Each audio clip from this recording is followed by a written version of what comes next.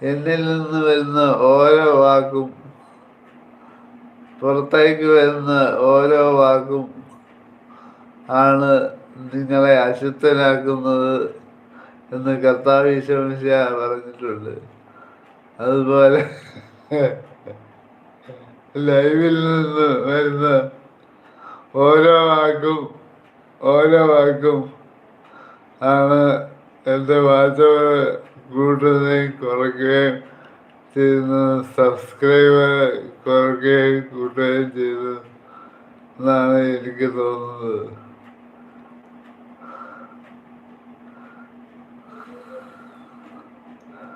So be careful,